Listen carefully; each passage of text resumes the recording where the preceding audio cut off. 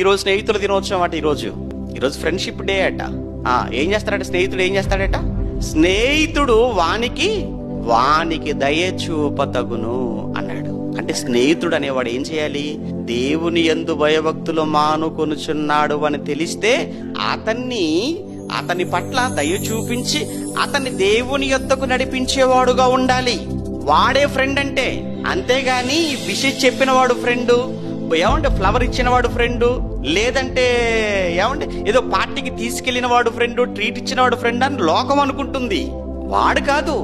నీ డిప్రెషన్ వేళ, నువ్వు కృంగిన సమయంలో నిన్ను ఆదరించి నీకు ధైర్యం చెప్పి నిన్ను నిలవబెట్టి నిన్ను దేవుని యొద్దకు నడిపించేవాడు వాడే నీకు ట్రూ ఫ్రెండ్ అంటే. అంతేకాని వాట్సాప్ లో స్టేటస్ గా పెట్టుకున్నంత మాత్రాన, లేదంటే నీకు ఏదో ఒక కొటేషన్ పెట్టినంత మాత్రాన, లేదా ఫ్రెండ్షిప్ బ్యాండ్ పంపితేనో స్నేహితుడు అని లోకం అది. కానీ వాడు కాదు స్నేహితుడు అంటే. నువ్వు కృంగిన వేళ నీ యొక్క ఆ కృంగుబాటుకు కారణం తెలుసుకొని ఆ సమయంలో నీకు ధైర్యం చెప్పేవాడు, ఆదరించేవాడు, ఆదరణ కలిగించేవాడు వాడు ఫ్రెండ్ అంటే.